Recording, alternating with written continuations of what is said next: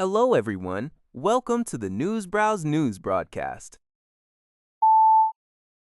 According to metro.co.uk, Moscow was blanketed in noxious black smoke following what has been described as Ukraine's largest drone attack on the Russian capital since the war began. Despite claims by Russian air defenses that they shot down 555 Ukrainian drones overnight, several unmanned aircraft breached the city's defenses, causing widespread panic and disruption. The primary target of the assault was the Moscow oil refinery in Competitiveness, one of the country's largest fuel suppliers, which was repeatedly hit by explosions and set ablaze. The refinery supplies 40% of Moscow's gasoline and aviation fuel. Additionally, the attack forced main airports to suspend all flights, blocked traffic on the main ring road, and left one of the city's largest shopping centers burning. Some intercepted drones were redirected into residential buildings, causing fires and forcing citizens to cower in underground parking garages. In response, the Kremlin launched a massive security operation, sealing off Red Square. While Ukrainian President Volodymyr Zelensky has stated the conflict could end if Vladimir Putin engages in genuine peace talks, Russia has retaliated with strikes on Ukrainian oil facilities. According to Al Jazeera, U.S. President Donald Trump and Iranian President Masoud Pezeshkian have electronically signed a 14-point memorandum of understanding aimed at ending the nearly 4-month-long conflict involving the United States, Israel, and Iran. The agreement, which is already in effect, calls for an end to military operations on all fronts, steps to prevent Iran from developing nuclear weapons, and the full reopening of the strategic Strait of Hormuz. While the deal is seen as a major breakthrough, its implementation remains highly complex. Iranian Foreign Ministry spokesperson Esmail Baghai stated that Tehran will closely monitor Washington's compliance without any leniency, and warned that Iran's missile program remains non-negotiable. Meanwhile, in the United States, President Trump is facing significant backlash from prominent Republicans, including Mike Pence and Nikki Haley, who argue the deal does not sufficiently curb Tehran's nuclear ambitions and object to a proposed $300 billion reconstruction plan for Iran.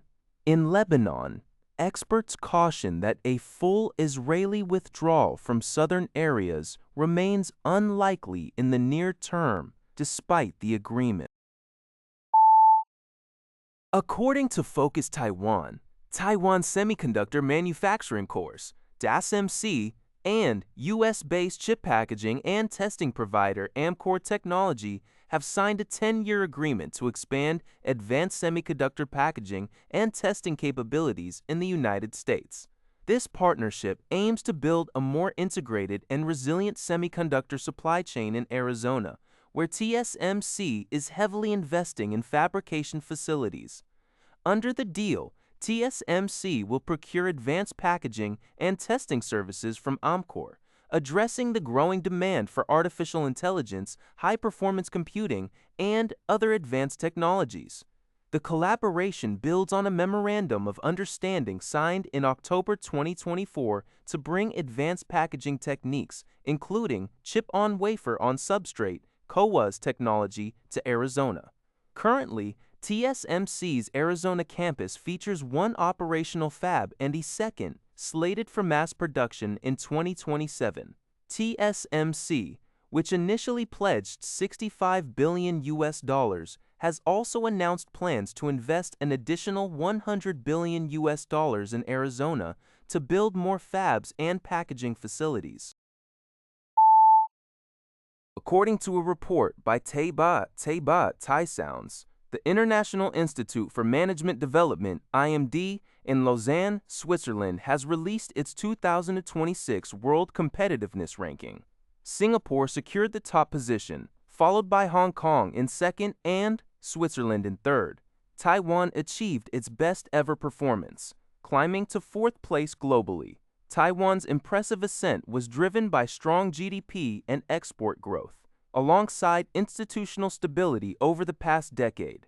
Taiwan representative to Switzerland Wang Sai-wei noted that the return of Taiwanese businesses, capital, and talent, combined with robust momentum in manufacturing, R&D, and the AI sector, has propelled the nation's rise. The 2026 report emphasizes that global competitiveness is increasingly determined by institutional credibility rather than just costs or innovation. In an increasingly fragmented world, robust legal frameworks and predictable rules have become critical for economic success. Following Taiwan, the United Arab Emirates ranked fifth, with Denmark, Ireland, the Netherlands, Sweden, and the United States rounding out the top 10.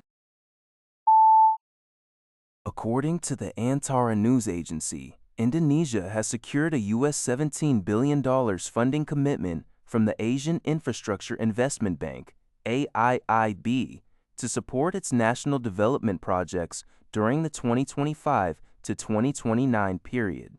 The funding agreement was a key outcome of a bilateral meeting between Indonesian Finance Minister Purbaya Yudi Sadawa and AIIB leadership in Beijing, China.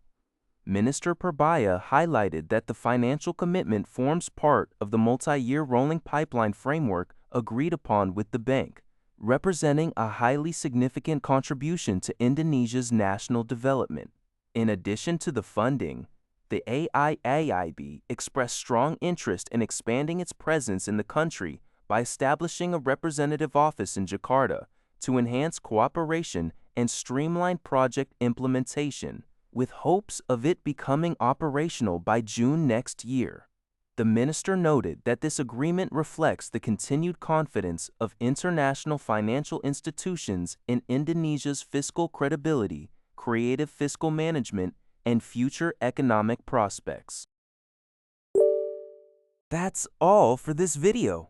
Thank you for watching. See you in the next video.